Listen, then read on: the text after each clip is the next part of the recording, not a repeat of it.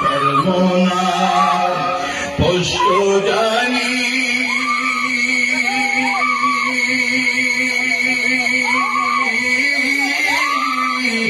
জেনে না ভাই ঠিকানা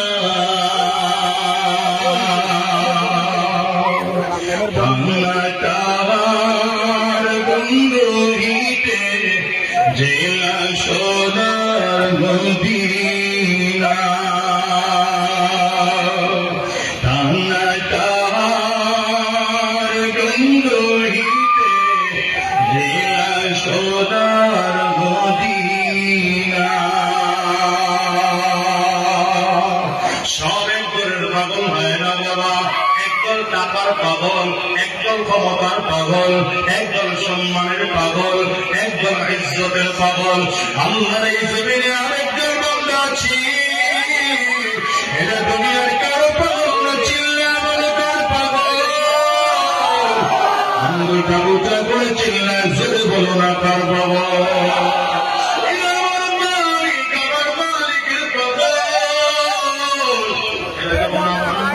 পাগল হয়ে যায় এরা বাড়ির প্রয়োজন নাই গাড়ির প্রয়োজন নেই টাকার প্রয়োজন নেই ক্ষমতার প্রয়োজন নেই ইজ্জত সম্মানের প্রয়োজন নাই এরা দুনিয়ার ক্ষমতাও থাকা লাগে না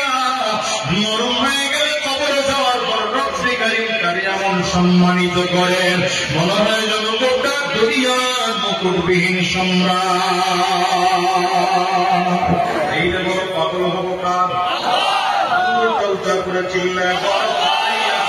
পাগল হবো আরো জোরে বলে পাগল হবো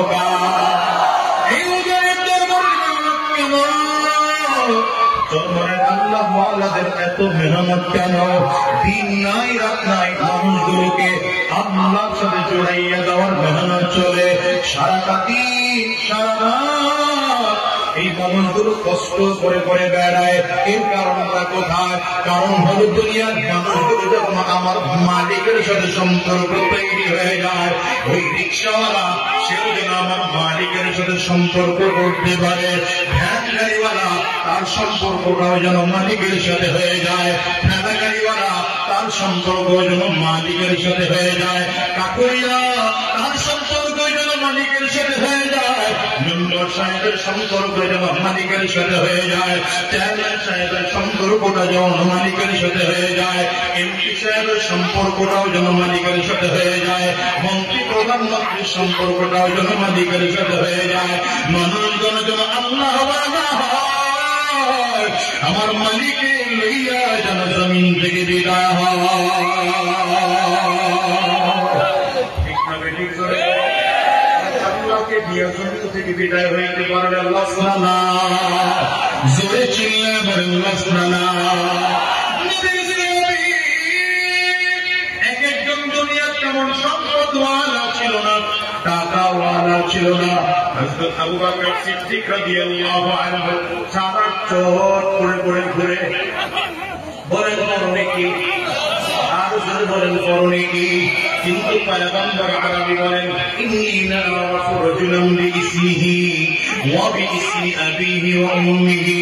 লা ইয়াতি বাবান মিন আবওয়াবিল জান্নাহ ফায়ুকালু লাহু মারহাবান মারহাবা পয়গম্বর আরবি বলেন আমি এমন একজন লোকের নাম জানি তার বাবার নামটাও জানি তার মায়ের নামটাও জানি তার বংশ পরিচয় ভালো করে জানি এই লোকটা যখন কিয়ামতের ময়দানে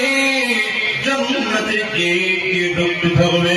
জান্নাতি ফেরেশতারা লোকটাকে আমন্ত্রণ নিমন্ত্রণ জানানোর জন্য জান্নাতি গাড়িটা বিছিয়ে দুই দিক দিয়ে কাতার করে দাঁড়িয়ে যাবে লোকটা যখন জান্নাতে গিয়ে ঢুকতে থাকবে ফেরেশতারা মারহাবা মারহাবা বলে নিমন্ত্রণ জানাবে